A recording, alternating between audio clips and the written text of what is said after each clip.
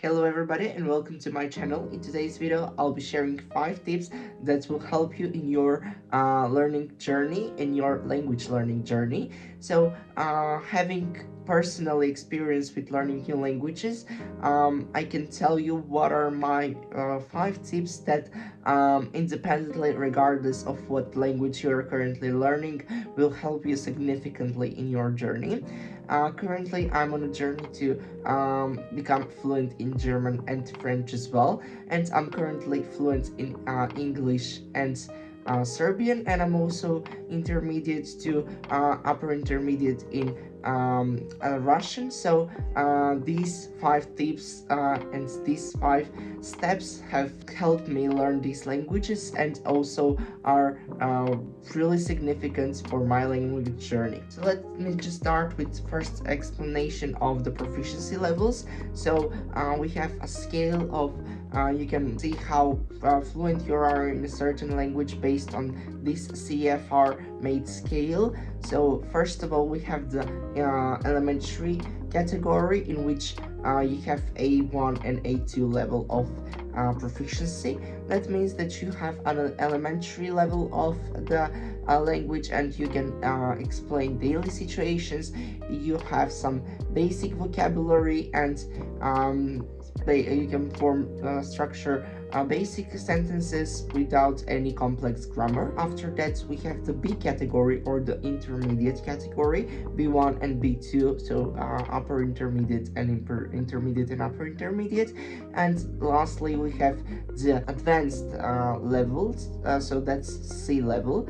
And C1 and C2 specifically. So C1 is the advanced level and C2 is the proficient level. So you're proficient in that language almost like a native. Let's start with the elementary level. So how you can build up this basic level of the language is to have a lot of inputs within that language. So what that means is to watch a lot of shows, be exposed to this language as much as possible, and specifically because you're at this early stage of learning the language, it would be quite difficult for you to understand complex sentences and situations. So I recommend watching cartoons, TV shows made for children. And I'm going to give you a list here of what are some famous cartoons based on what language are you learning. So regardless, I think that probably the most common ones are the Nickelodeons and Disney ones, if they're dubbed in the language that you're learning. Also,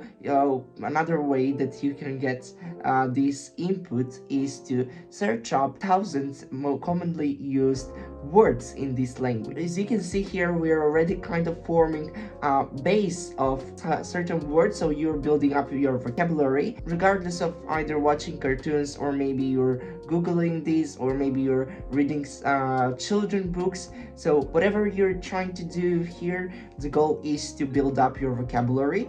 And I strongly recommend, whenever you see a word that's very commonly said throughout the cartoon, or maybe in the book, if you're reading the book, you write it down in a certain diary, or just a notebook, and just have this word there. Maybe write a definition and example use of this word in a sentence.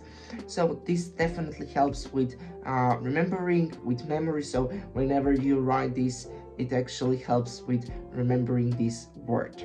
Writing them, and after having this kind of base of words, you can do kind of flashcards or different kind of exercises and activities to just practice these new words and make sure that you really memorize them. And for out when you're in the elementary level, I strongly recommend kind of sentence structuring using these words that you are building. So maybe also you can ask ChatGPT to give you sentences in English or your native tongue, and you try to translate these sentences, or if you're having trouble with this technique I used personally quite often, is I say to ChatGPT to just rearrange the order of the words used in that sentence, and that way I can structure the sentence properly, because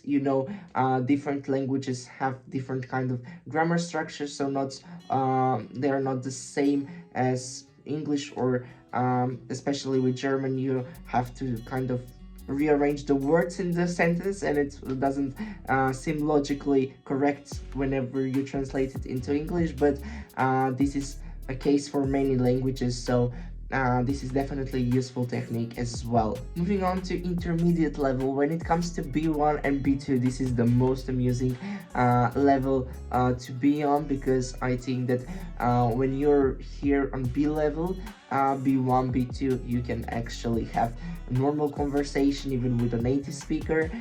It's easy to understand any daily conversation, and maybe you can try watching a TV show in this language, or a movie. You're going to all of a sudden understand the language, and it's going to be a wonderful feeling for you. You're going to be feeling quite pleasant. And here in this on this level, I highly recommend watching TV shows and movies meant for native speakers of this language. So as if you are a native speaker, you need to try to watch these TV shows and movies, and I encourage you strongly to watch them, and preferably not with subtitles in your native tongue, because this would probably not have any effect. Also, you need to increase your output. So what that means is you need to try to use this language. So you need to speak with somebody, even if you don't have anybody to speak with. You can just practice speaking with yourselves in some kind of way, or maybe try writing an essay or on a certain topic in this language. So just try to use this language. Personally, I love journaling, and for me, journaling in this language, in the language that I learn, is the best way that I can practice with output and use of this language is through journaling and writing. If you're a podcast listener, you can just try to listen to podcasts, just expose to this language as much as possible. And just like that, you have become an advanced or a proficient speaker of this language.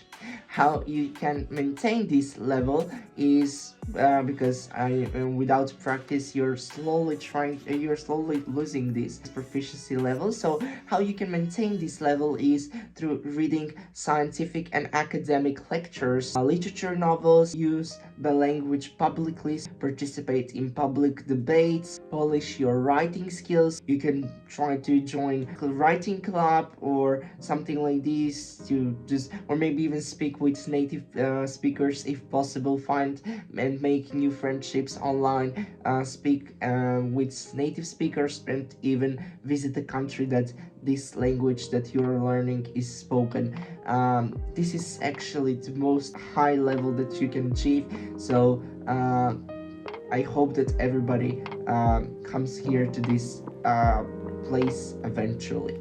Thank you guys so much for watching this video entirely, and if you like this video, don't forget to like it, and if you'd like, you can subscribe to my channel to just support me. Thank you very much, and I'll see you in a next video. Goodbye.